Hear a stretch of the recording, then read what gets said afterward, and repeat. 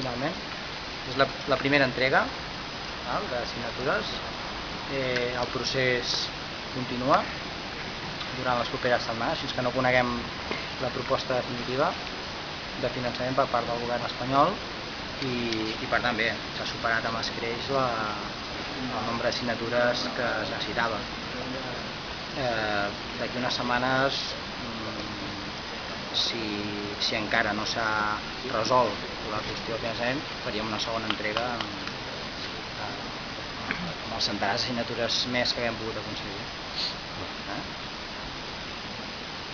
Bé, llavors el que s'ha signat és el registre d'entrada dels tres blocs, que són 500, 500.000 i les 114 signatures, amb tots els fulls degudament complimentats. A cada full s'especifica l'article 30 dels Estatuts, on deixa clar que se celebraran referèndums per sufragi universal de totes les persones afiliades, la petició del 10% de les persones afiliades. També el que es va aprovar en el Congrés Nacional, que diu que Esquerra Republicana potenciarà i concretarà el caràcter assembleari del seu funcionament utilitzant la convocatòria de referèndums interns per les grans regions del país. Per tant, amb tota la legalitat interna al nostre favor, i amb la pregunta concreta que proposem, que és ERC ha d'acceptar com a partit de les institucions de les quals forma part la proposta de nou model de finançament realitzada pel Govern d'Espanya. Bé, avui sabem que el Govern espanyol està a punt de convocar el Consell de Política Fiscal i Financera, per tant la proposta de finançament definitiva està a punt ja d'estar sobre la taula i per tant és un moment oportú perquè ja es comenci a preparar el referèndum entre tota la militància d'Esquerra per decidir quina ha de ser aquesta posició del partit en relació al model de finançament.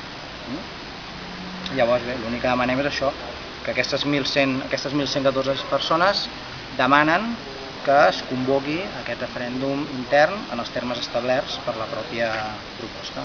Per tant que hem adreçat còpia a l'executiva del partit, hem adreçat còpia a la Comissió de Garanties com a garant del compliment dels estatuts i per tant els dos organismes principals del funcionament normal de l'organització tenen a la seva disposició totes les signatures. L'original?